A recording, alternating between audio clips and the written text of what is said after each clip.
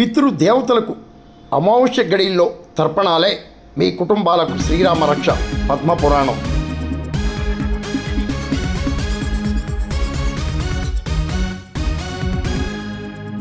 అమావాస్య మహాలయ అమావాస్య గడియల్లో పితృతర్పణాలు నిర్వహించడం ద్వారా మీ వంశాలకు మీ కుటుంబాలకు శ్రీరామ రక్షగా నిలుస్తుందని పద్మపురాణం వివరిస్తున్నట్లు వేద పండితులు తెలిపారు. మరి మీరు ఈ మహాలయ అమావాస్య గడియల్లో పితృతర్పణాలు చేశారా? మరి లేకుంటే ఇంకెందుకు ఆలస్యం?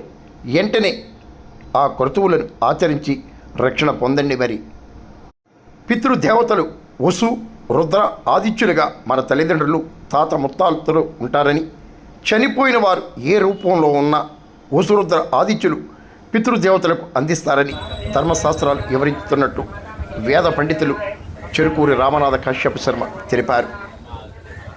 పితృదేవతలకు నువ్వులు, గంధం కలిపిన నీటితో దర్భల మొదళ్ల నుండి పితృతర్పణాలు వదలాలని, బొటనవేలు చూపుడు వేలు మధ్య నుండి తర్పణం విడిచుడు ద్వారా మంచి ఫలితాలు లభిస్తాయని ఆధ్యాత్మిక గ్రంథాలు తెలియజేస్తున్నట్లు రామనాథ కశ్యప శర్మ తెలిపారు.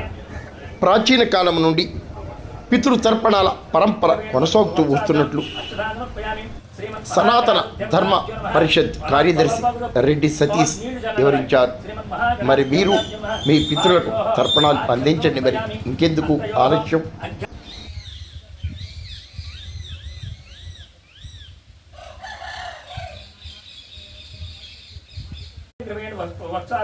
అక్షరాన్ని శ్రీమన్ మహాగణాధిపతాభ్యో నమః.